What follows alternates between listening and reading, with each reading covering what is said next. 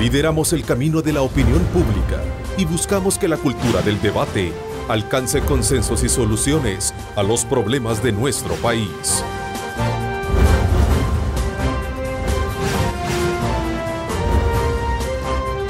Diálogo con Ernesto López.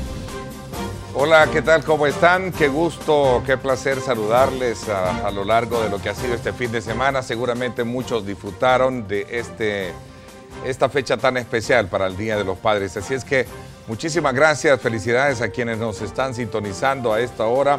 Agradecemos a Dios Todopoderoso por darnos ese privilegio, como siempre, de poder ingresar hasta la intimidad de sus hogares.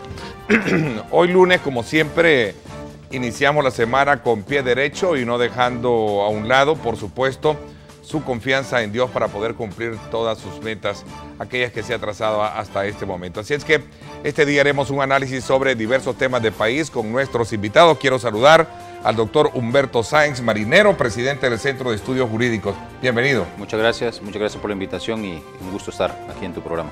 Gracias. También me acompaña el ingeniero Jorge Villacorta, exdiputado. Gracias por acompañarme, Jorge. No, gracias, Luis. Un gusto estar con usted. El licenciado Nelson González, también asesor jurídico de MIRE y catedrático universitario. Gracias por acompañarnos, Nelson. Muchas gracias, Ernesto. Y un gusto poder estar aquí contigo y con toda la teleaudiencia. Bueno, la semana pasada la nueva embajadora de los Estados Unidos en nuestro país, por cierto, llamó a la población a estar atenta sobre los esfuerzos de país que buscan transparentar la función pública. Incluso hizo énfasis del tema con la siguiente frase: en el país quien no quiere combatir la corrupción es un corrupto. Ese es un punto medular que vamos a debatir con nuestros invitados. Este enfoque obviamente es oportuno para debatirlo en el marco de una serie de sucesos relacionados con el gasto público innecesario, entre otros aspectos obviamente que ha venido a acaparar la atención de todos los salvadoreños. Es el caso que vamos a aprovechar la presencia de nuestros invitados para analizar obviamente la polémica judicial girada en torno a la posible o no extradición de militares salvadoreños a España relacionados con el caso jesuita. Así es que serán temas que vamos a sumar al análisis pertinente para iniciar esta semana con nuestros invitados. Y por supuesto, Lorena Melara, como siempre, está allí, atenta a proporcionarnos mayores datos que nos van a ayudar a desarrollar mejor en esta hora y media la temática. Adelante. Gracias, Ernesto. Buenos días para ti y para el panel que te acompaña al inicio de esta semana. Como ya lo mencionabas, en los últimos días los tres órganos de Estado han recibido una serie de críticas debido a la forma en que utilizan los fondos del Estado en medio de una serie de problemas y necesidades que atraviesa el país. Veamos. Gastar y devolver el dinero como hizo CEPA no exime responsabilidades, destaca el análisis sobre los gastos excesivos en las instituciones públicas. Más bien, marca la pauta para exigir vigilancia. Porque por ahí alguien dijo, bueno, miren, si devuelven el dinero aquí se acabó. Momento, eso no es así. Lo que no va a haber es sanción, pero que sí hubo infracción, que sí hubo delincuentes, lo que no hay es sanción. Tengan mucho cuidado. Una verdadera política de austeridad tiene que tener tres factores básicos, no los últimos, pero hay tres factores básicos. Primero, tiene que ser integral y en segundo lugar, a todos los niveles. La política de austeridad tiene que tener prioridades. Señalamientos que se elevan al sumar a estos gastos la Corte de Cuentas, poniendo en duda el papel contralor de la entidad. Hay donde recortar varios cientos de millones en el presupuesto que se pueden ocupar para la parte social o para la seguridad. Pero este país ya no puede seguir siendo sangrado así. ¿Qué está haciendo la Corte de Cuentas con los gastos de CEPA? Es que tiene que ordenar una auditoría, aunque el dinero se haya devuelto. Tiene que haber un juicio de cuentas. Y si la encargada de fiscalizar la función pública no lidera un objetivo austero, el actuar ciudadano se vuelve una prioridad, indican. Ernesto, de acuerdo a la opinión ciudadana, existen diferentes rubros con requerimientos económicos bastante importantes, por lo que demandan mayor seriedad en el manejo público. Con esto vuelvo al estudio para el análisis de este y otros temas de país. Adelante. En efecto, así será. Vamos a abordar ese elemento como punto importante con nuestros invitados. No sin antes también invitarle a usted a que participe, @diálogo21, @Neto López Radio. Son las dos cuentas en Twitter que están disponibles para que usted pueda participar y pueda dar aportes importantes al desarrollo de esta temática que vamos a plantear con nuestros invitados. Son muchos los temas, como lo hablaba al principio, que están predominando hoy en día, y comenzará quizás por ir con ustedes depurando los que mayor debate han generado. Por ejemplo, el tema de los gastos públicos innecesarios que han sido calificados por algunos sectores. Comenzó recientemente con el caso CEPA, Corte de Cuentas, y ahora pues la Asamblea Legislativa con una inversión en aparatos LED de votación y otros rótulos luminarios. A ver, Jorge, quizás por experiencia también en la lectura, y sumo también la participación de ustedes, el resto de la mesa. No hay duda que la ciudadanía en este momento, en el que es evidente que los recursos del Estado están no solo limitados, llegando incluso, como lo han dicho algunas personas economistas, con el agua a la nariz y la falta de capacidad de pago que se va a encontrar en cualquier momento, en este mes o en el otro. Figuras como el secretario Lorenzana ha dicho, mire, podemos entrar en impago. Entonces, en una situación como esas, la gente observa, y qué bueno ahora, por un acceso a la información y la obligación por ley que tienen las instituciones de dar información, pues encuentra el ciudadano que hay gastos que evidentemente son superfluos, que no tienen explicación, unos más que otros. No hay duda de que hay algunos funcionarios que se confunden. CEPA es una empresa, sí, pero es una empresa pública, pública, no es una empresa privada. Los ingresos vienen de servicios que presta el aeropuerto, sí, pero eso no quiere decir que porque no son impuestos no van a tener un control del Estado y no deben de manejarse bien. Además, uno se pregunta, bueno, mire, y esta empresa CEPA, ¿qué productos son los que venden? ¿Qué productos son los que tienen que promover? ¿Qué productos hacen que tengan clientes y que haya que satisfacer gustos de los clientes para quedar bien, como se hace en la empresa privada con un cliente? Yo no encuentro qué. Entonces, ¿cuál es la justificación para una serie de gastos en restaurantes, en fines de semana, en lugares incluso de baile, parece? Eso es rechazado de inmediato. Y quizás las respuestas del presidente de CEPA no fueron muy felices en esa conferencia de prensa que él convocó precisamente para aclarar, pues no fue nada feliz. Eso es un ejemplo inmediato, pero imagínese usted la institución encargada de auditar, de controlar al Estado para su gasto, Corte de Cuentas. Hoy resulta que también es señalado con gastos superfluos o con nepotismo, mecanismos de... Entonces, y la respuesta terrible del presidente es decir, no, es que su hijo necesita trabajo y por consiguiente... Esa no es la respuesta. La respuesta debería de ser mucho más técnica, de acuerdo con la auditoría del Estado, que es la Corte de Cuentas. Entonces, el ciudadano ve esos excesos frente a situaciones de demanda de medicinas. Allí mucha gente se regresa a su casa sin el tratamiento de la insuficiencia renal por falta de, o el otro que no puede, o que se entra en peligro de un colapso del corazón porque no hay catéter, etcétera. Esas situaciones son inaceptables. Y por último, la Asamblea Legislativa, que representa al pueblo entero, que está representado ahí, pues se le hacen señalamientos. Yo no estoy de acuerdo que sea por los rótulos. Es que lo que se ha dicho en la Asamblea es, mire, era cambiar el sistema de votación y otros elementos positivos que facilitan el trabajo en la Asamblea. Genial, pero creo que las explicaciones no son las correctas y quizás en esos gastos se pudo haber eliminado aspectos como el de los famosos rótulos, que es lo que ha dado pie al debate, pero no se ha explicado suficientemente los otros beneficios que ha traído ese cambio. Yo creo que también, si eso fuera absolutamente necesario, pero bueno, es $500,000 que en este momento de crisis, como dije antes, fiscal, de problemas graves de caja, pues hace que la gente diga, mire, esto no es lo mejor. ¿Es eso corrupción? No sé, me parece que son gastos inconvenientes, gastos superfluos.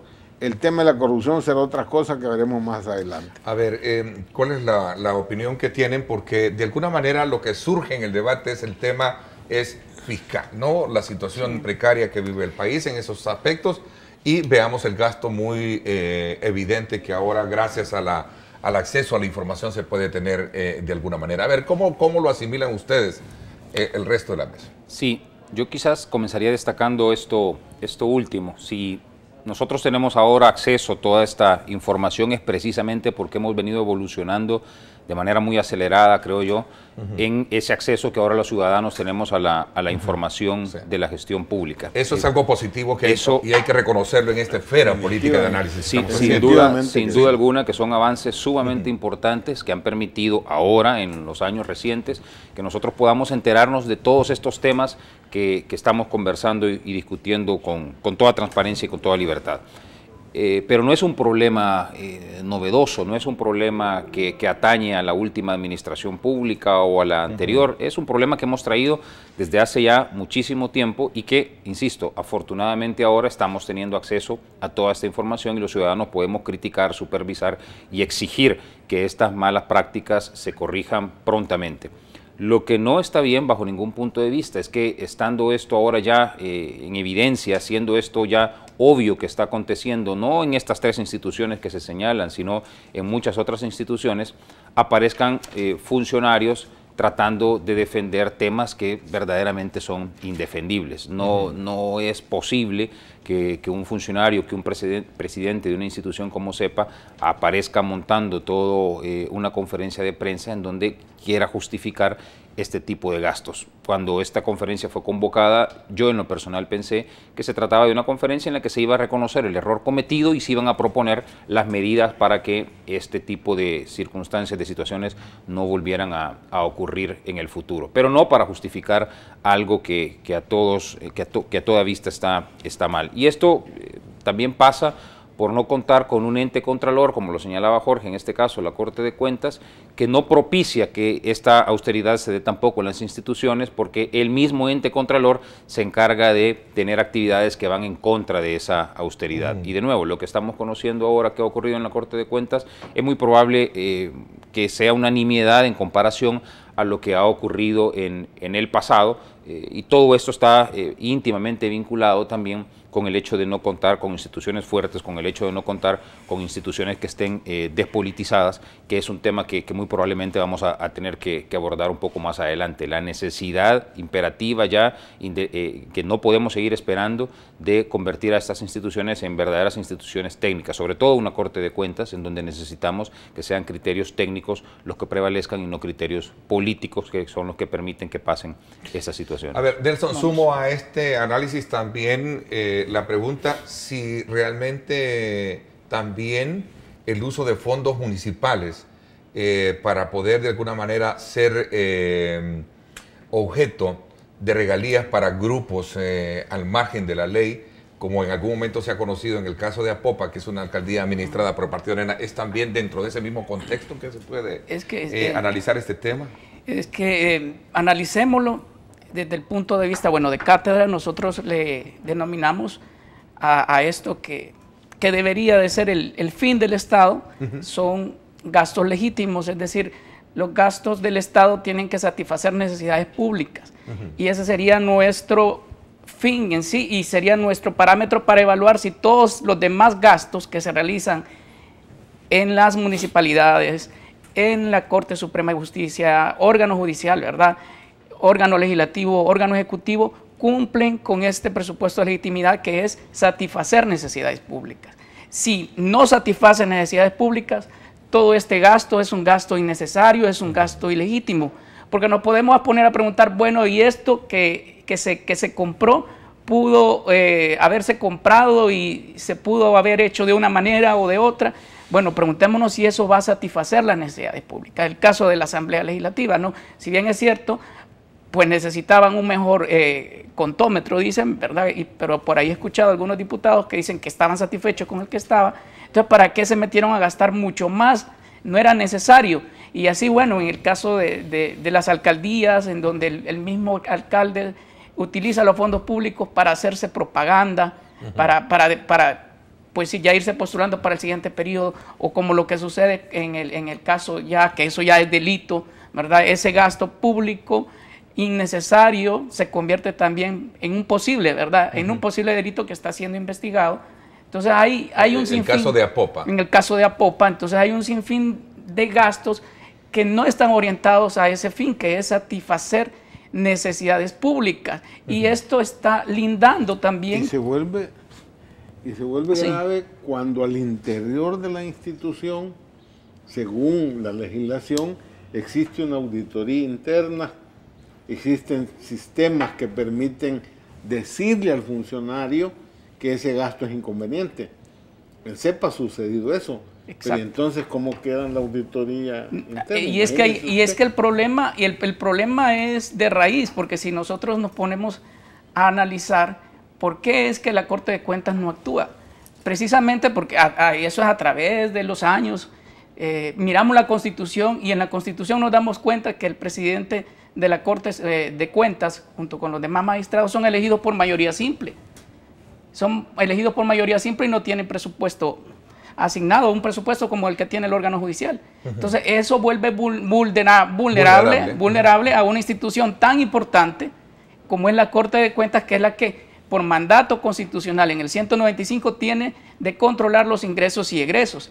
Pero lastimosamente el mismo sistema, el sistema político constitucional que vivimos, porque así está aquí en la Constitución, permite que el funcionario, este tipo de funcionarios sean elegidos por mayoría simple. ¿Y qué es lo que nos quiere decir? Que ese funcionario va siempre a estar alineado al partido que esté gobernando, al partido de turno, y aquí no me refiero solamente al partido que está gobernando actualmente, sino que puede venir y viene desde el 83. Qué bueno esa acotación que hace, que no se trata de agarrar como piñata a quien esté, sino que hay que ver la dimensión del problema en toda su génesis, ¿no? Es decir, exacto, de dónde venimos fiscalmente, cómo estamos y hacia dónde vamos si esta situación así incurre, ¿no?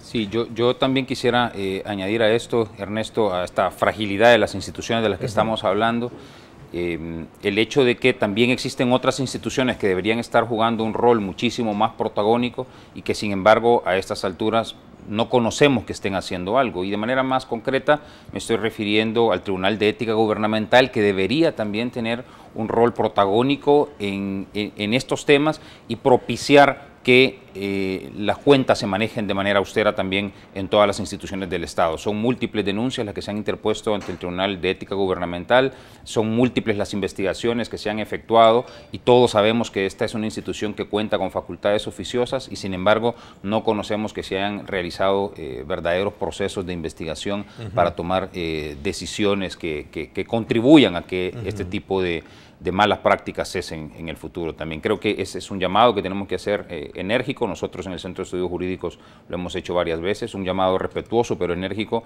a que el Tribunal de Ética Gubernamental también cumpla con las atribuciones que por ley le han sido conferidas. Y de ahí nosotros entonces como sociedad civil nos vemos en la necesidad de pedir órganos o entes externos que vengan a controlar, ¿verdad?, ese ingreso y egreso del Estado, que en última instancia es a controlar que no haya corrupción, porque ese mal gasto de fondos públicos tiene nombres dentro del Código Penal. Estamos hablando de peculado, estamos hablando de malversación de fondos, etcétera. Entonces eso está dentro. Encierra la familia corrupción. Sí, entonces eso está dentro de la familia corrupción. Entonces por eso es que ahí venimos y pedimos ICIES. Por eso es que la sociedad, al ver todo esto que nosotros observamos en la noticia y muchas cosas que vienen ya desde hace ratos, ¿verdad?, acarreándose, en donde miramos que hay un mal gasto del fondo público y no tenemos pues ninguna institución, como estamos hablando, que nos acuerpe, que nos proteja, bueno, pedimos auxilio de fuera, ¿no? Mira, o sea, esto significa que no está funcionando la institucionalidad acá en el país y particularmente cuando se trata del ente contralor a tu criterio. A ver, Por cierto, había girado invitación a la presidencia, al séquito de ¿cómo se llama?, de administradores en la Corte para acompañarnos y hablar sobre este tema, ¿no? No, bueno, mire, yo creo que el problema de las instituciones es que algunas se han quedado atrás de lo que ha avanzado el desarrollo. Y en este caso, el mejor ejemplo es la Corte de Cuentas. Mantener como corte a estas alturas, donde usted tiene magistrados, usted tiene salas, son auditores y al mismo tiempo son jueces de cuentas. Eso debió haberse eliminado, y estaba yo diputado en la Comisión de Hacienda, cuando se planteó la necesidad de la ley, una nueva ley de la Corte, que sí se hizo, pero no se completó porque se necesita una reforma constitucional que deje de ser Corte de Cuentas y si se convierta realmente en una Contraloría del Estado. Y su función sea de Contralor, no esa mezcolanza de auditor con juez, y separar la parte jurisdiccional en juzgados de cuentas, de tal manera que la auditoría sea, insisto, de un Contralor de la República.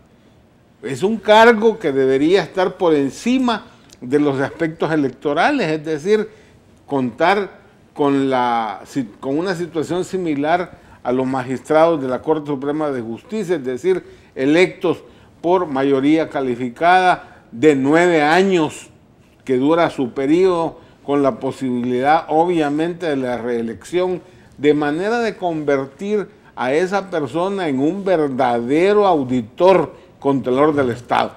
Así tendría usted y esas reformas se plantearon, sí. ¿Y quién se opuso a esa reforma? Arena. Claro, ahora es al revés. Quien se opone a esa reforma, pues bueno, es el FMLN. Entonces lo que pasa es que hemos ido evolucionando hacia temas en los que las instituciones viejas se han ido quedando atrasadas y las nuevas, hombre, han avanzado. La Fiscalía en este momento con el fiscal pareciera, o todos estamos en la esperanza que camine. No hay ninguna duda entonces que la legislación del acceso a la información pública creó una institucionalidad que está funcionando, y bueno, ahora queda el esfuerzo de decir qué hacemos para que mejoren estas situaciones.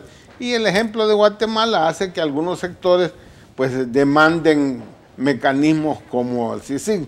A mí lo que me parece, independientemente de cómo, es indispensable que se consolide la institucionalidad.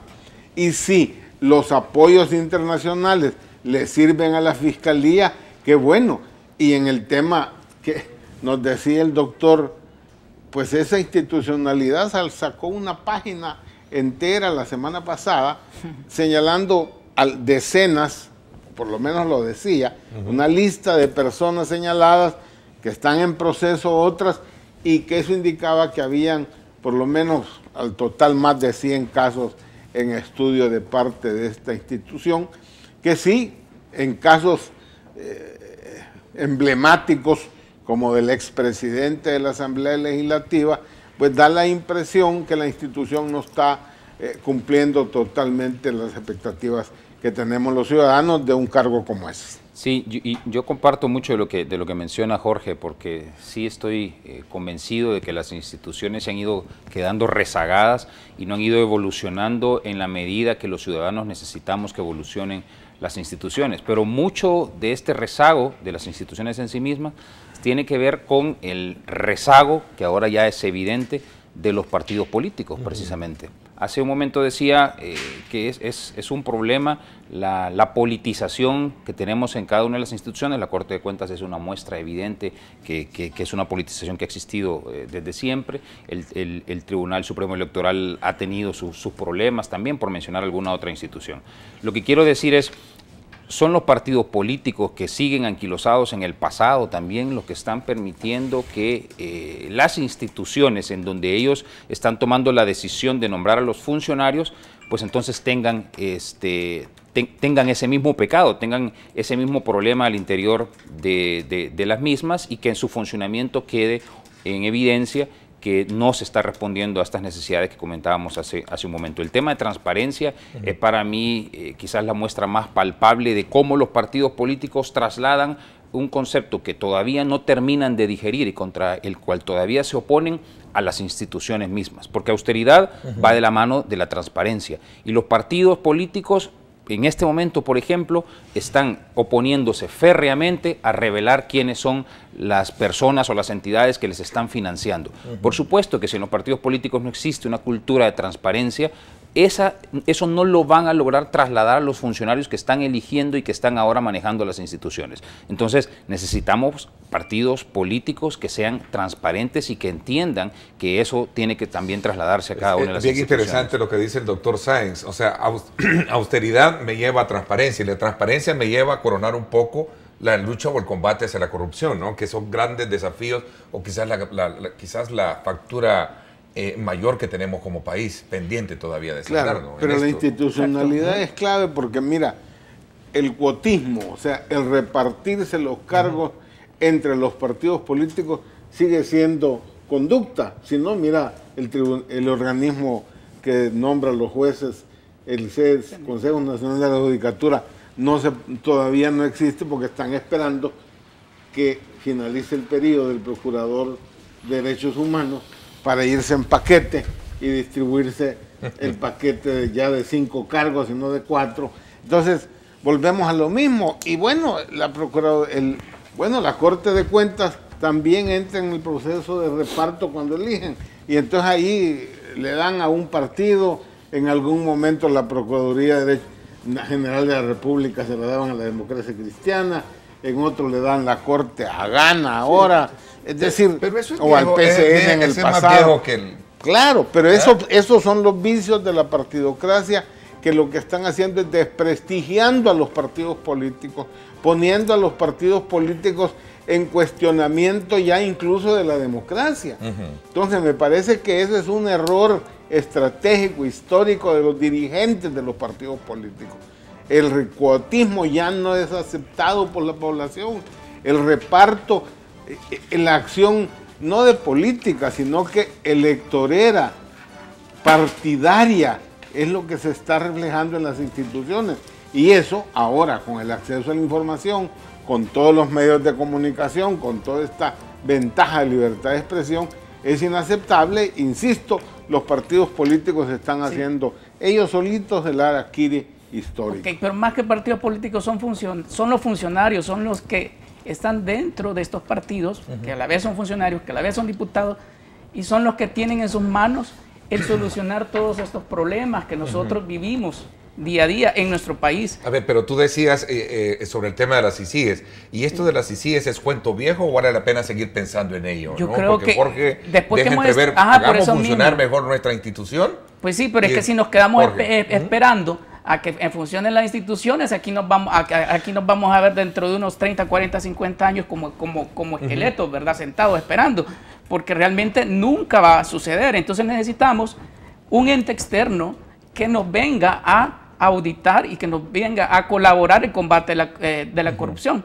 Y de ahí vienen las palabras de la embajadora, y aquí las podemos traer a cuenta en esta coyuntura que estamos platicando. ¿Por qué? Porque son los mismos políticos los que tienen en sus manos el solucionar estos problemas. Y ella decía, las únicas personas que no quieren combatir la corrupción es porque son corruptos. Es cuestión de sentido común, es algo que debemos evitar hacer, porque es robo de plata de la gente, es dinero de la gente. Y después nos quieren, obviamente, meter más impuestos o quitarnos las pensiones. Pero yo le diría a la embajadora que vaya mucho más allá, mucho más enérgica, y que amenace a los funcionarios estos que no quieren combatir la corrupción y que les diga, miren, si ustedes no quieren combatir la corrupción, vamos a analizar si les damos la visa o la revocamos, etcétera. Bueno, lo mismo que ha sucedido en otros países. El término amenaza no es muy aplicado. Yo diría que instar mucho o llamar a la población, ¿verdad? No, yo a la embajadora le solicitaría que lo analice y lo piense y que les diga a estos funcionarios, porque no estoy mencionando ni quiénes, sino que, y digo amenaza porque cualquiera que cuando les digan, miren, vamos a valorar si le revocamos o no la visa, se van a poner a temblar, claro. Se van a poner a temblar, pues, y eso es parte de, porque ¿para qué nos van a venir a condicionar fondos que al final son fondos para la nación? No, hombre, mejor que les digan a los funcionarios, señores, miren, si ustedes no se ponen las pilas y no combaten la corrupción, les vamos a analizar si ustedes siguen o no con su visa. A ver, doctor Sáenz, le doy la palabra y el resto para seguir con este debate que me parece es interesante. Comenzamos hablando del tema de austeridad. En el país urge una política de austeridad más efectiva, porque al hablar de austeridad, decía el doctor Sáenz, es hablar de transparencia, y transparencia es sinónimo de combate a la corrupción. A ver, bajo ese énfasis también, como lo insta el embajador de los Estados Unidos, a combatir la corrupción. Bueno, por cierto, este día voy a sumar también una declaración textualizada que publica el periódico La Prensa Gráfica, nuestros buenos amigos de La Prensa Gráfica, con el procurador David Morales, que la titulan de la siguiente manera: jueces y fiscales llevan ADN de impunidad en su sangre, ¿verdad? Hablemos un poco de esto también, porque tiene que ver con el grado, digamos, de temperatura política que vive el país, y sobre todo también en el marco de la nueva elección que va a tener la Procuraduría de Derechos Humanos en nuestro país. Esas son las declaraciones que obviamente son publicadas este día en el periódico La Prensa Gráfica, que la vamos a sumar a este debate que tenemos con nuestros invitados esta mañana. Por supuesto, los invito también a que me acompañen este día en el programa En Directo con Ernesto López Radio a las 6 de la tarde por 107.7 Fuego, estación que pertenece al grupo radial Megavisión, para poder conocer temas de país muy importantes y sobre todo cuando se trata de medir los alcances que tiene el país en materia de inversión pública y promoción de nuevas inversiones. Así es que este día Sigfrido Reyes, el presidente director de Proesa, va a acompañarnos en el programa de radio, así es que no se lo vaya a perder. Lorena Melara viste 770 Boutique. El estilo no tiene talla.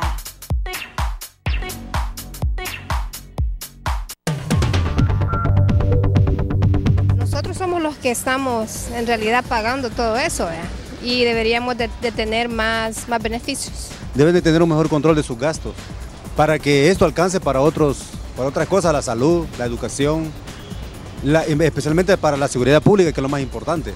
Lógicamente, ¿verdad? Tendría que haber personas capacitadas, por supuesto profesionales a cargo, ¿verdad? Que estén al control de todas los gastos, ¿verdad? Que se generan.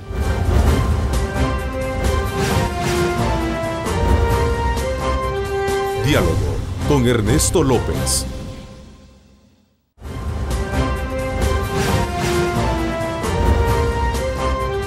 Diálogo con Ernesto López. Bueno, gracias nuevamente por estar con nosotros este día lunes en el que arrancamos la semana, como siempre, llamándolos a ustedes a poner mucho énfasis en esos objetivos que se ha trazado para cumplir sus metas. Así es que desde ya pues les invitamos también a que no desmayen, que pongan su fe, su esperanza en Dios Todopoderoso, y eso así será. Antes de comenzar con el análisis y el debate, que me parece que es interesante y que cierne sobre el tema de la austeridad en el país, el cumplimiento y la obligación que tienen las instituciones del Estado velar precisamente por ese término, y también un poco analizando el tema de la corrupción, o sea, el camino último a que lleva todo este tipo de situaciones. Quiero recordarles a ustedes que todos los salvadoreños están disfrutando el exquisito sabor de pollo campestre. Pruébelo hoy en cualquiera de sus restaurantes. Pollo campestre orgullosamente hecho en El Salvador. A ver, nos habíamos quedado un poco en ese debate muy en particular, Jorge. ¿Es cuento viejo o vale la pena seguir pensando que en el país debe de existir una CICIG? El problema es ser realistas. ¿De quién depende el que existe una CICIG o no? Del Ejecutivo. Es el Ejecutivo que lo tiene que solicitar. Y yo creo que ha sido más que enfático desde el presidente de la República, pasando por el partido de gobierno, en el que nunca van a hacerlo. Entonces, con esa claridad, creo que otras formas es que la Fiscalía como tal se vea favorecida con apoyos internacionales, técnicos, personal capacitado, porque una investigación como la que hace la CICIG en Guatemala parte no solo de un apoyo tecnológico para hacer las investigaciones, sino que de especialistas. Usted necesita personas especializadas en finanzas públicas, en finanzas internacionales, para poder descubrir todos estos métodos de formas de violación a la ley.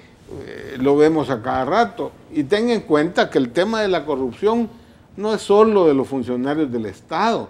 Si es que donde hay corrupción hay corruptos y hay personas que favorecen la corrupción. Y Guatemala lo estamos viendo, miren la cantidad de empresarios de altísimo nivel, banqueros, empresarios de la construcción, igual que en la situación de Brasil, pues donde se hace necesario un personal calificado para hacer, insisto, todas las investigaciones que llevan a estas diversas formas de delitos relacionados con la corrupción, con acciones del Estado para hacer negocios, entre comillas. Entonces creo que la Fiscalía debería estarse preparando ya para solicitar eso. Yo creo que hay organismos internacionales dispuestos. ¿Y tú no la ves preparada, Jorge? ¿No la ves preparada? ¿A una fiscalía ahora con todo no, en este momento, perdóname, ¿sí? Cada fiscal tiene más de 200 casos, 300 casos, desde un robo de gallinas hasta un asesinato.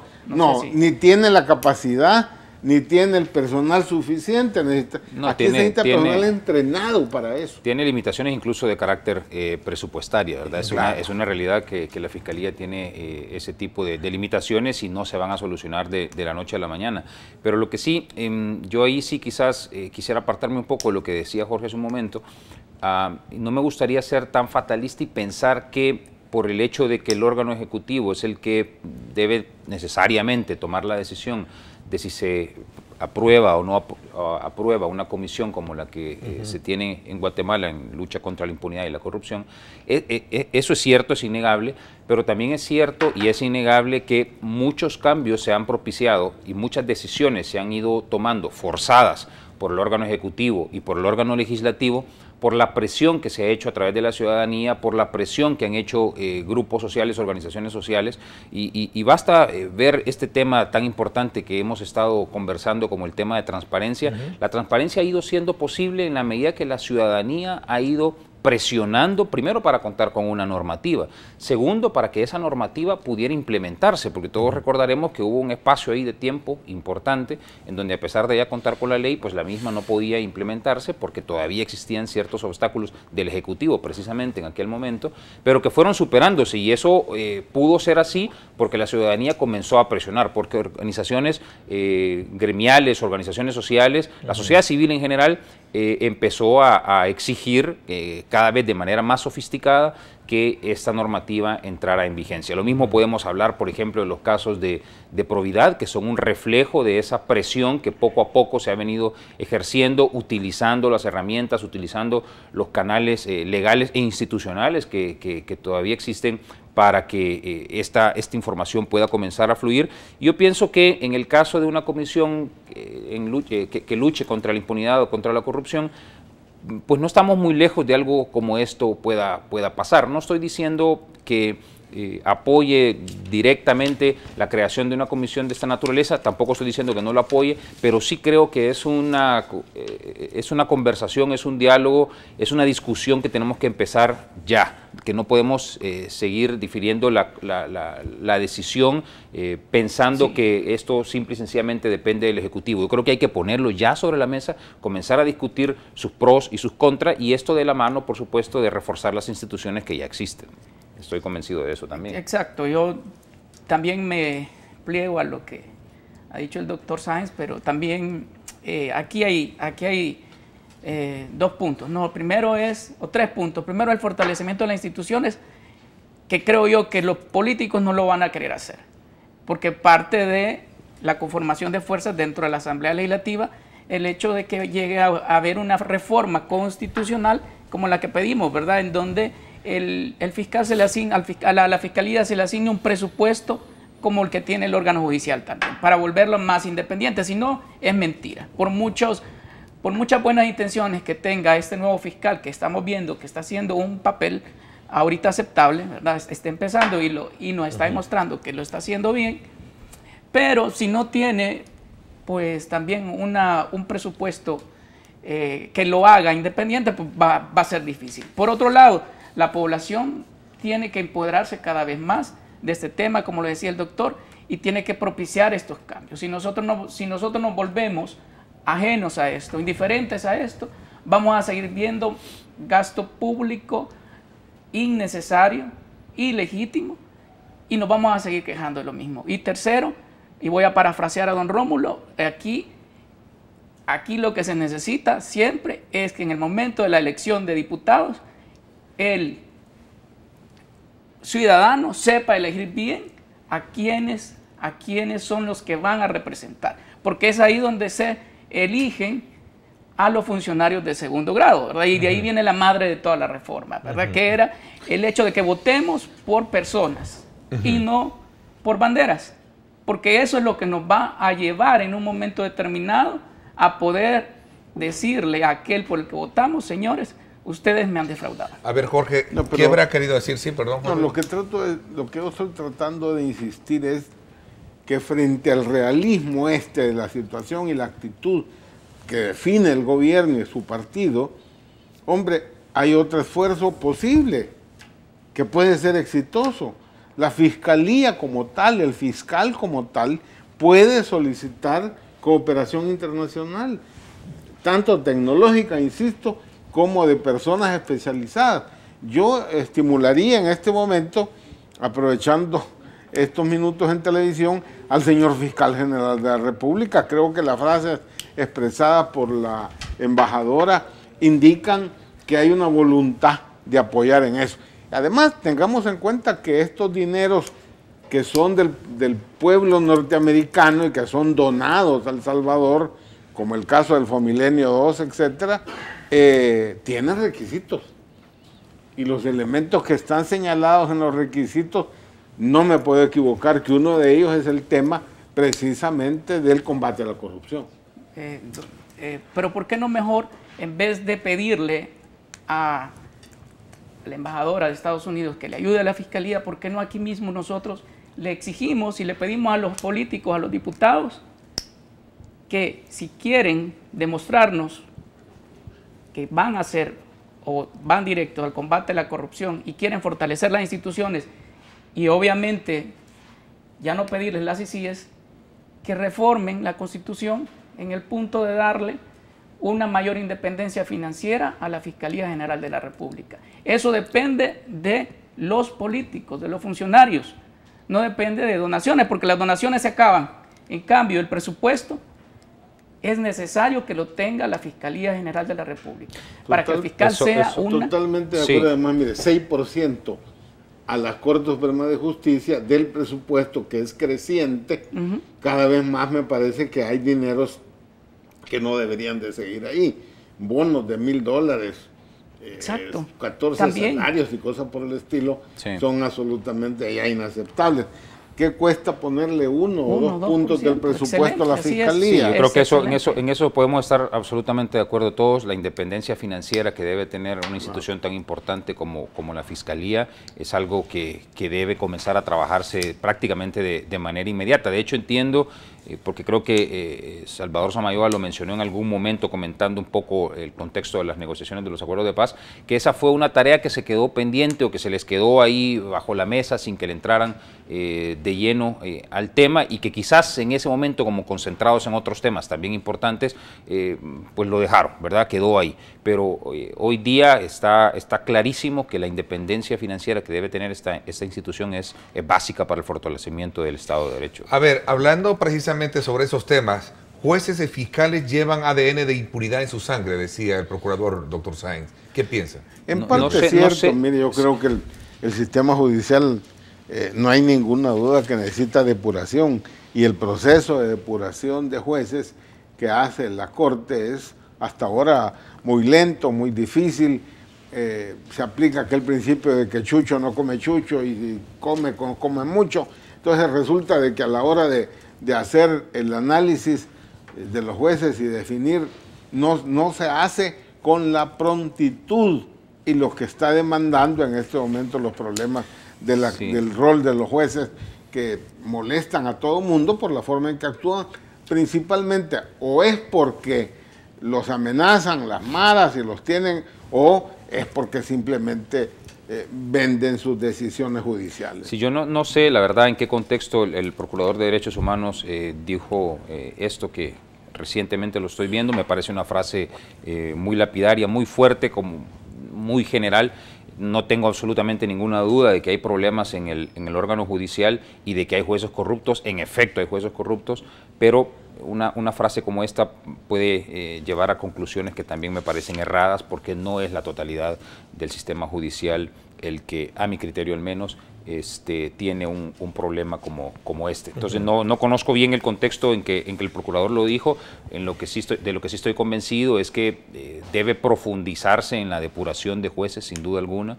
Es una tarea que todavía tiene pendiente la Corte Suprema de Justicia, a pesar de que se han dado avances importantes. Creo que todavía son insuficientes en ese combate que debe hacerse a la impunidad que existe y a la corrupción que existe en el órgano judicial. Esa es una tarea que la Corte Suprema de Justicia debe profundizar, debe acelerar pronto. Ahora, esto nos lleva también a otro tema que se ha mencionado nada más de manera superficial, y es la importancia que tiene en todo este combate a la corrupción dentro del órgano judicial una institución como el Consejo Nacional de la Judicatura, que a estas alturas tenemos ya prácticamente 9 meses sin que se haya podido elegir a los funcionarios del Consejo Nacional de la Judicatura. Y en efecto hay un poteo, hay un cálculo político ahí que yo no estoy seguro si es en función de la elección del Procurador General de Derechos Humanos o si es en función de la elección de los otros 2 concejales que todavía faltan para agosto de este año, en donde se tiene que elegir a los 2 concejales, uno de la Universidad Nacional y otro que represente a las universidades privadas. Entonces, no estoy tan claro, no estoy tan seguro si es hasta ahí que están queriendo algunos diputados extender este plazo y llevarlo hasta ese momento para entonces hacer ese reparto ya no de 5, sino de 7 miembros del Consejo Nacional de la Judicatura. Los cálculos políticos son ¿qué? Son figuras reales.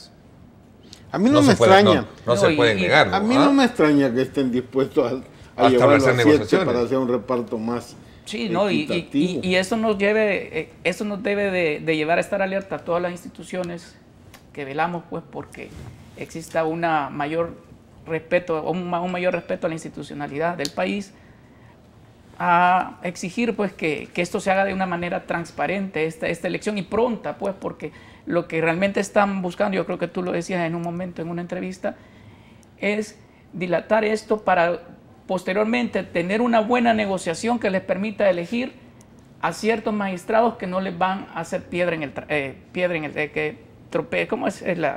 zapato. Que no vayan a tener hacer una piedra en el zapato.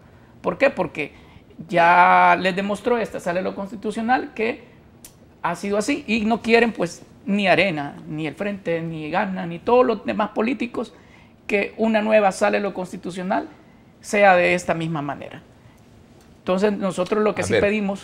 Es interesante ese punto, porque también me llamó muchísimo la atención una declaración que emitiera el diputado Francisco Merino del Partido de Concertación Nacional en el contexto de este debate que tiene que ver con la elección de los nuevos miembros del CNJ, y decía, esto lo decía así textualmente como lo publicaron algunos medios escritos: esto lo que demuestra es que nos falta mucho aprender a administrar nuestras diferencias dentro de lo que es el colectivo legislativo, y mucho más, dice, nos cuesta y se hace casi imposible cuando también hay diferencias de sectores foráneos a la Asamblea Legislativa que tienen mucha incidencia en la elección de estos concejales. Yo no sé a qué sectores foráneos se pudo haber estado refiriendo concretamente el diputado Merino. Lo que sí sé, porque incluso los mismos diputados lo han reconocido, es que esta es una decisión que, como muchas otras, la verdad, no solamente descansa en los diputados que conforman la Asamblea Legislativa. Esta es una decisión que está siendo calculada desde las cúpulas de los partidos políticos. No sé si a esas cúpulas se estaba refiriendo el diputado Merino, porque está claro que es ahí donde se ha entrampado el asunto. Todo este proceso que se llevó a cabo en la Asamblea Legislativa, en donde se entrevistaron a los candidatos, en donde se identificaron, o aparentemente se identificaron si cumplían o no con los requisitos constitucionales, si se cumplían o no con los requisitos ya desarrollados jurisprudencialmente por la Sala de lo Constitucional, todo eso ha ido a toparse con la negativa de las cúpulas partidarias. Y mientras esas cúpulas partidarias no decidan una cosa diferente o no entiendan que se van a generar consecuencias jurídicas por ese retraso, porque nosotros hemos promovido ya acciones de carácter judicial que intentan hacer notar que este tipo de dilaciones producen consecuencias jurídicas y que intentan no solo solucionar este problema coyuntural, sino intentan generar precedentes de manera tal que en el futuro no vuelvan a existir estas dilaciones. En el momento que se entienda que hay efectos, que hay consecuencias y que la ciudadanía, que los ciudadanos estamos dispuestos a exigir esas consecuencias, pues entonces nosotros creemos que tal vez las cosas puedan caminar. Yo asumo que el diputado Merino se estaba refiriendo a las cúpulas partidarias, no sé a qué otro grupo podría siempre hay intereses que empujan fuera. Con lo que él dice, cabe un montón de cosas. Caben a los dueños de los partidos, a sectores económicos que pueden estar interesados, y otros podemos pensar que también con el crimen organizado. Ahora la incidencia del crimen organizado en los sectores políticos no son extrañas, ni aquí ni en ninguna otra parte del mundo, ya esto es una cosa evidente. A mí lo que sí me parece es que este atraso es tratando de tener un nuevo Consejo Nacional de la Judicatura ad hoc para evitar, o mejor al revés, para conseguir una sala constitucional que tiene que cambiar en el 2018. Van a irse 4 de los 5 magistrados, solo queda el presidente, y ahí colocar personas que le garanticen una actitud diferente, una sala constitucional distinta a la que ahora ha contribuido de una manera u otra a avanzar en los procesos de democracia en el país. Eso les preocupará seguramente a algunos, y principalmente a aquellos que consideran a la partidocracia como un instrumento clave para gobernar a su manera. Yo solamente una reflexión sobre este tema, porque queremos sobre las palabras del diputado, pues porque siento que siempre los políticos lo que más les importa es su cercanía, ¿verdad?, su contexto, las cúpulas, los entes externos que están cerca de ellos, pero lo que menos se ponen a pensar es en el bienestar del país, en el bienestar de la población, cuando deberían de decir vamos a elegir pronto un Consejo Nacional de la Judicatura para que se elijan a los mejores jueces y magistrados que el país se necesita. Vamos a hacer una pausa comercial a esta hora. Gracias por estar enviando sus comentarios y preguntas hacia nuestra dirección @diálogo21, @Neto López Radio. Hay otro tema que espero desarrollar con ustedes cuando regresemos y que lo planteaba al principio del programa, es el caso Jesuitas, y precisamente hablando de la Asamblea Legislativa, de un pronunciamiento en la que exhorta precisamente a la misma Corte Suprema de Justicia para que de alguna manera resuelva a brevedad posible la solicitud de extradición, pero también no deja de ver algunos aspectos de prevención en cuanto a el orden jurídico en nuestro país, pidiendo prácticamente la no extradición. Quisiera un poco analizar en este contexto la opinión que tienen ustedes, porque hay quienes creen, o mejor dicho, hay quienes están abogando porque se cumpla ese proceso de extradición, mientras otros creen que eso no debe de ser así. Vamos a la pausa, gracias por estar con nosotros. Recuerde, a las 8 de la noche, muy temprano, por Canal 19, el reprise de su programa Diálogo con Ernesto López.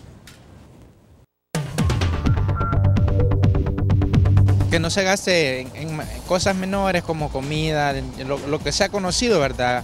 Licor, sino que se invierta en el país, en mejora del país, pero que eso se vea a través, que se note, que sea bien notable. Claro, sí, solo con eso de los letreros LED que están en lo de la Asamblea Legislativa se ve que han hecho un desperdicio, $500.000 en letreros, cuando en otros países como Estados Unidos utilizan viñetas, no es posible. No despilfarrar el dinero y invertir el dinero que invierten en cosas que son correctas, no incorrectas, solo en bebidas no.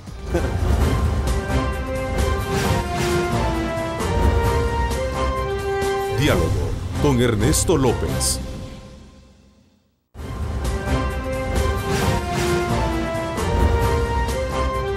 Diálogo con Ernesto López. Bueno, gracias nuevamente por estar con nosotros. Bueno, otro tema que decía al principio del programa, que es importante desarrollarlo en este análisis con la presencia de ustedes. Me acompaña el doctor Humberto Sáenz, presidente del Centro de Estudios Jurídicos de El Salvador, el ingeniero Jorge Villacorta y también Nelson González, asesor jurídico de MIRE y también catedrático universitario. A ver, la Asamblea Legislativa, ante la situación actual de los militares requeridos por el Estado español, por los hechos ocurridos el 16 de noviembre en el caso jesuita, expresó su preocupación en un pronunciamiento que, por cierto, el partido FMLN se abstuvo de aprobarlo, por la posible violación a la soberanía nacional y la Constitución de la República. ¿Cuál es la lectura que tienen ustedes y particularmente cuando se trata de un tema de captura avalado por unos y rechazado por otros? No, a ver, rápido. Aquí está relacionado la ley de amnistía con la extradición. Si la ley de amnistía se considera por la sala inconstitucional y por consiguiente se elimina, hombre, se abre el espacio entonces para decir el juzgamiento y hasta la extradición. Ahora, si eso no es así, perdónenme, pero la ley está vigente, y si está vigente, hombre, cualquier abogado pudiera, o los abogados están diciendo, mire, ¿por qué voy a capturar a una persona que ya fue juzgada y al aplicarle la ley de amnistía quedó prácticamente exonerada?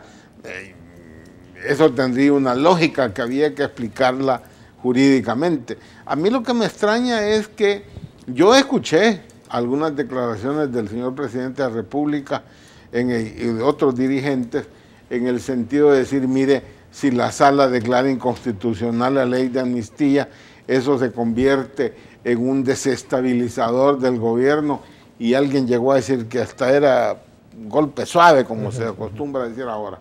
Creo que las salas tienen ya suficiente tiempo para definir los habeas corpus que están siendo presentados, más todo el resto de definiciones. No puede seguir, creo yo, sosteniendo esta situación en un tema en el que se necesita ya una definición. Y esa es responsabilidad. Si le hacen un llamado a los partidos a que cumpla con la ley en sus plazos, en sus tiempos y en su sentido, bueno, todo el mundo está demandando respeto al Estado de Derecho. Y quien tiene que empezar a hacerlo, pues son los organismos responsables de administrar justicia. En este caso, el Tribunal Constitucional.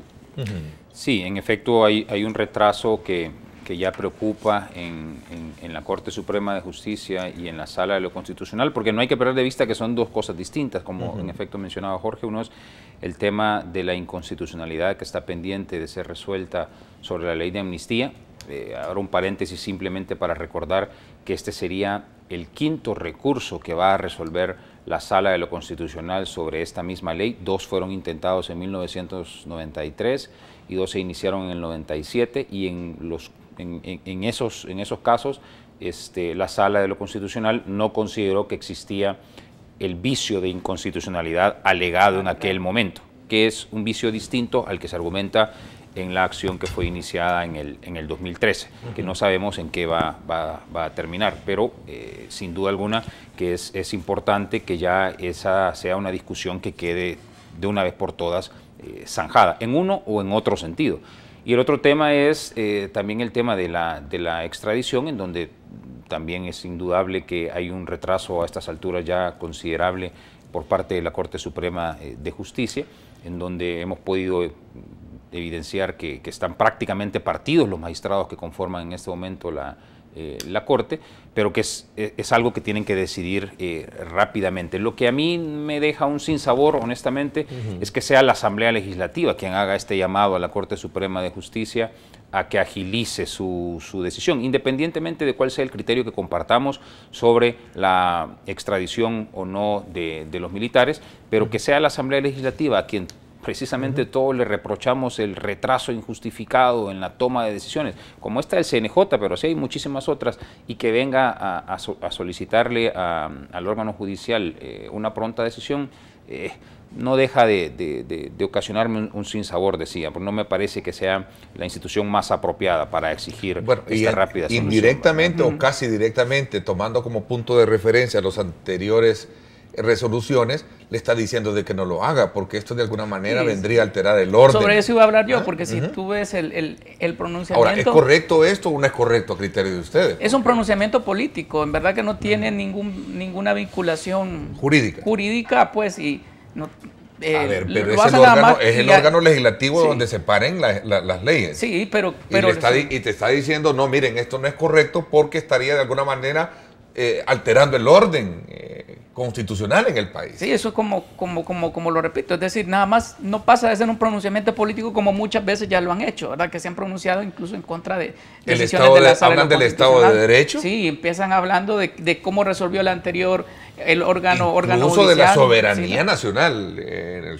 Sí, o sea, empieza hablando sobre cómo resolvió la Corte Suprema de Justicia anterior, qué piensan ellos, ¿verdad? Y prácticamente les dicen, miren, yo no estoy diciéndolles que no lo hagan, pero ya hay un antecedente. Pero ya les vengo diciendo yo que hay antecedentes, etcétera, etcétera. Y al final, apúrense, ¿verdad?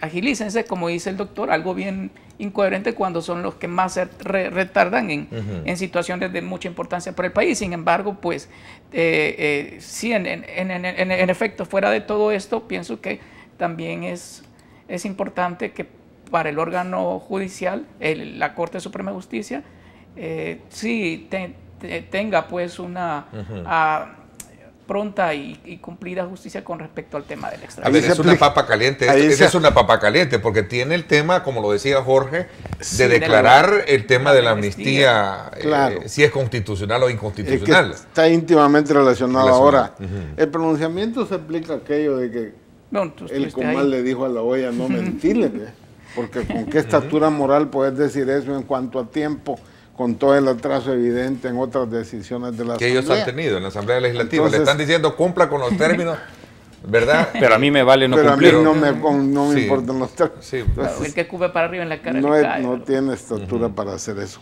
Pero bueno.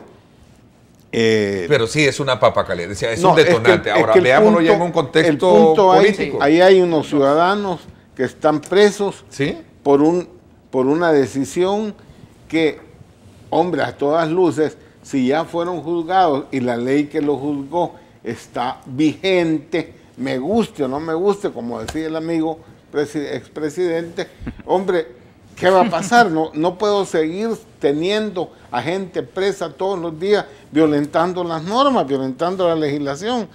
Eso, y además están presentados recursos de habeas corpus que deben de resolverse de inmediato y siguen atrasados. Entonces ahí me parece a mí que la Corte y la Sala Constitucional están complicándose la vida cuando tienen que tomar prontas decisiones. Ahora, ¿y el Centro de Estudios Jurídicos qué posición o qué postura tiene al respecto de esto? Porque obviamente hablamos de derechos de unos, pero también de deberes de otros, como también de derechos de unos como deberes de otros. Es que aquí ponen como referente la figura de víctimas y victimarios. Sí, ¿qué postura tienen ustedes? Pero qué bien que me lo preguntes de esa manera, porque eso me da la oportunidad de aclarar que en ese tema en particular, al menos, sí quiero hablar en mi carácter estrictamente personal y no institucional, no en representación necesariamente del Centro de Estudios Jurídicos. Y lo digo así, con toda claridad, porque al interior del Centro de Estudios Jurídicos esto es un tema que estamos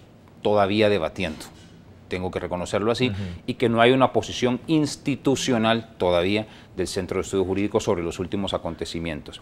Eso, número uno. Y número dos, en mi carácter personal también tengo que reconocer que hay un elemento que ejerce una influencia innegable en el criterio que personalmente puedo tener, y es, bueno, el día de ayer justamente estábamos conmemorando 31 años de la masacre en la Zona Rosa, ¿verdad? En esa masacre en la Zona Rosa falleció mi padre hace ya algunos años, que también era abogado, víctima pues del ataque que se hizo en su momento a los Marines. Y eso, quieras o no, también ejerce una influencia. Tu padre, perdona, ¿tu padre estaba ahí? Mi padre era las personas que estaba ahí departiendo en el restaurante, ¿no? Que ¿verdad? No tenían nada que ver con, no, en absoluto. Departiendo ahí con un alumno que él tenía en su momento ahí en su despacho, él era abogado también. Entonces, eso, quieras o no, también ejerce una influencia importante en el criterio personal que individualmente pueda tener al respecto. ¿Qué pienso sobre la ley de amnistía y qué pienso sobre la extradición en este momento? Pienso que la ley de amnistía en su momento fue necesaria, sí lo veo así, sí creo que fue un elemento indispensable para que, a la fuerza si quieres, pero así ocurrió, pudiéramos darle vuelta a la página. Creo que las personas que resultamos víctimas del conflicto armado de manera más directa, estoy hablando en este caso por eso individualmente, fue algo que en su momento permitió que pudiéramos tener una reconciliación forzada. No me imagino hoy día que volvamos a un escenario en el que desaparezca esa ley de amnistía y en donde de un lado o de otro, porque aquí hay víctimas de todos lados y hay unos que tenemos una afectación más directa que otros, pero las afectaciones existen también indirectamente. No me imagino, con los problemas que ya tenemos en nuestro país, abriendo de nuevo esa puerta, para que comiencen a existir estas reclamaciones, para que esas heridas, que yo sí creo que ya sanaron, honestamente, vuelvan a abrirse. Eso desde ese punto de vista en cuanto a la ley de amnistía. Además, desde un punto de vista estrictamente jurídico, creo que existen ya los pronunciamientos suficientes, por eso decía yo, hay 4 pronunciamientos ya de la Sala de lo Constitucional. Pero hay otros que no coinciden el hecho de que sí es cierto, ya las heridas han sanado. Hay otros que opinan todo lo contrario. Claro, por eso aclaro que en este caso en particular mi opinión es muy personal, porque ese es un tema que incluso pasa por esas consideraciones, ¿verdad? Este es un tema que pasa por consideraciones que van más allá de lo jurídico también, hay que reconocerlo, hay consideraciones políticas, por supuesto, pero eso es lo que no ha permitido, por lo menos en el caso nuestro, y no ha permitido en la Corte incluso tampoco que se tome todavía una decisión en donde podemos ver que existe tanta división todavía al respecto, porque existen estas múltiples consideraciones. Ahora, con el caso concreto de la extradición, ahí sí yo he hecho un análisis desde mi perspectiva serio sobre el tema, y yo sí pienso que en una circunstancia como la que tenemos, desde el punto de vista estrictamente jurídico, la extradición es improcedente. Por supuesto que podemos debatir alrededor de esas consideraciones de carácter jurídico, pero ahí pasa por considerar de manera casi que exclusiva las circunstancias en que se dieron estos crímenes, que nadie niega que fueron crímenes, pero el momento en que estos fueron dados, en que estos fueron cometidos, perdón, y el ordenamiento jurídico que prevalecía en el momento en que estos crímenes fueron cometidos. Básicamente, partiendo de eso, es que me parece que la extradición no es procedente. Eso no es óbice para no reiterar que un pronunciamiento como el de la Asamblea Legislativa, no solo por este tema de que exige pronta y cumplida justicia, sino además por el hecho de que se inmiscuye en la labor de otro órgano del Estado, me parece que no era lo más apropiado. Okay. Vamos a la última pausa comercial, vamos con reflexiones finales. ¿Teníamos algo pendiente para coronar este tema? El tema de lo que sucedió en la Plaza Salvador del Mundo el fin de semana, creo que no podemos dejar de comentarlo. Me refiero a las acciones que a propósito, sí, que generó cierta confrontación verbal entre un grupo de ciudadanos que estaban pronunciándose por algunos aspectos que tienen que ver con la transparencia en el manejo político, el combate a la corrupción, y también grupos afines al partido de gobierno que también tenían su concentración. Vamos a hacer un análisis de cierre con respecto a ese tema, porque en medio de eso está el término de tolerancia. Exacto. La tolerancia política, que me parece que es interesante. A eso me quiero referir. El país debe de dar avances importantes en esa materia, ¿verdad? Aquí todos cabemos, independientemente quien piense de esta forma y otro que también tenga otra forma de pensar. Vamos a la pausa. Gracias por estar con nosotros.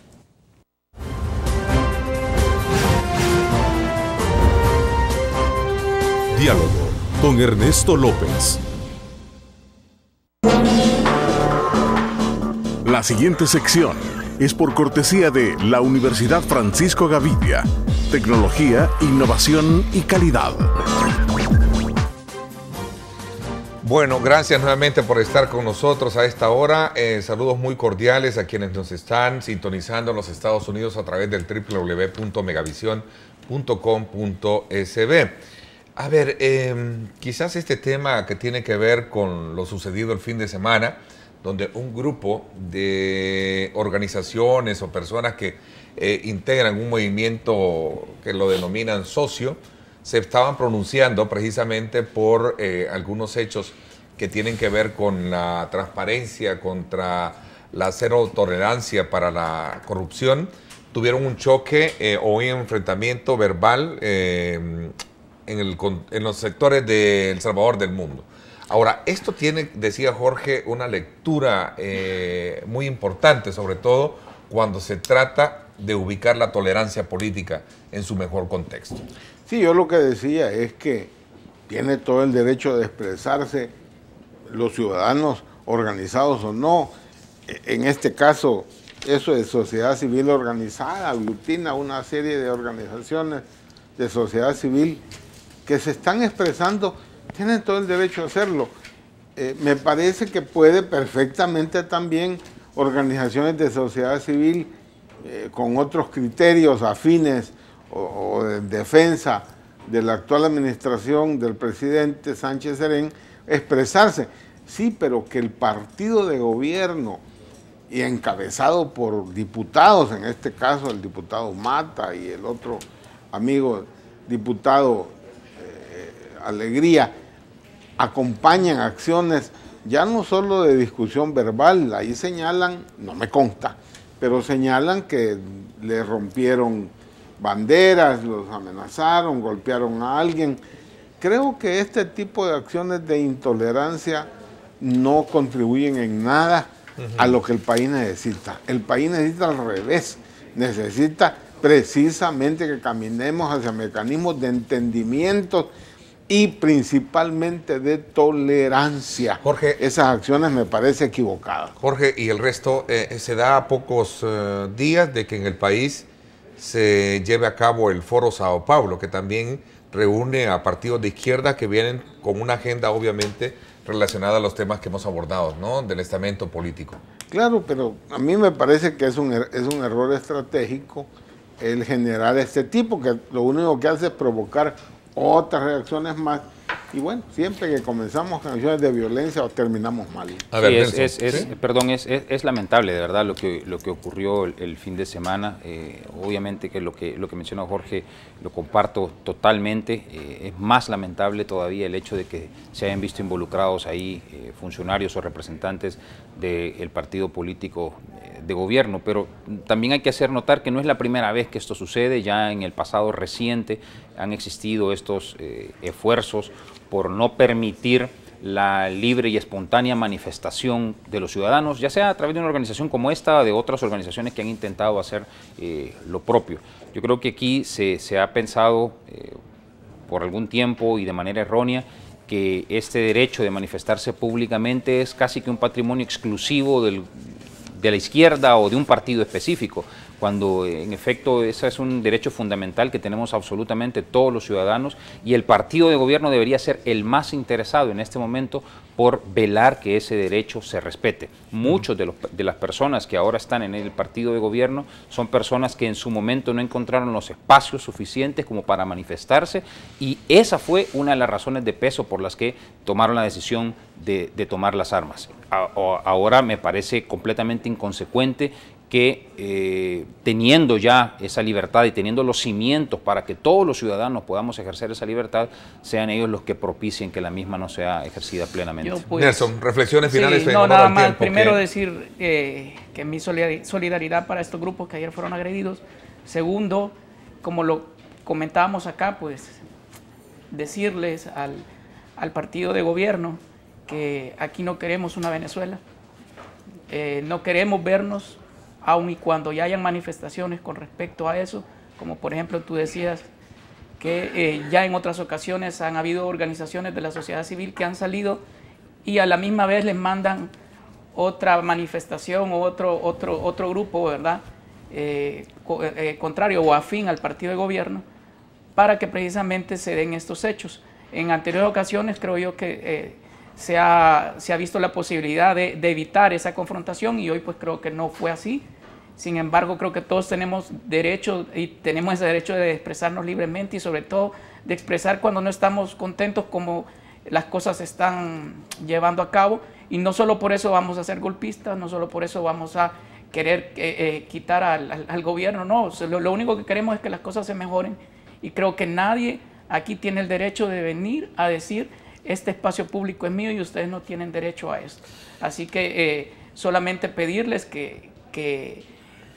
bueno, pedir a las organizaciones internacionales, a países amigos, que no quiten de su mirada de nuestro país, pues porque estos hechos en verdad no contribuyen en nada a una mejor democracia y a un mejor desarrollo económico del país. Jorge, reflexiones finales, 30 segundos. Bueno, a pesar de todo esto, es positivo el hecho que tengamos la posibilidad de hablar de todos estos temas, de conocer situaciones que antes era imposible tener idea de lo que sucedía en las instituciones. Me refiero al tema de la corrupción, me refiero al tema del uso inadecuado de los fondos.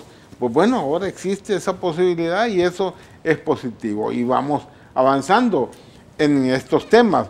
Tenemos dificultades serias en el tema económico, no tocamos el tema de la delincuencia y las acciones que se realizan de manera extraordinaria, donde a mí por lo menos me asusta ese tema del penal de Cojute, de que requisa tras requisa y aparecen, imagínense usted, paneles solares.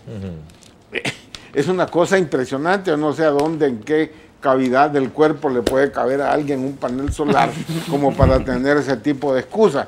Es simplemente que hay una tremenda corrupción gravísima en el sistema penitenciario. Y de eso es un tema que más adelante lo vamos a desarrollar. Lo cierto que también es importante medir los alcances que tiene el acceso a la información pública.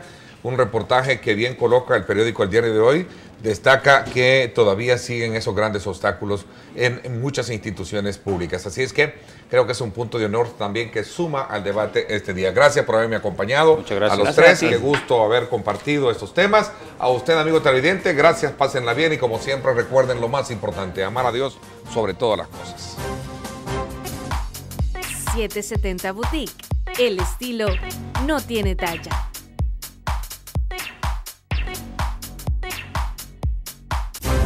Lideramos el camino de la opinión pública y buscamos que la cultura del debate alcance consensos y soluciones a los problemas de nuestro país.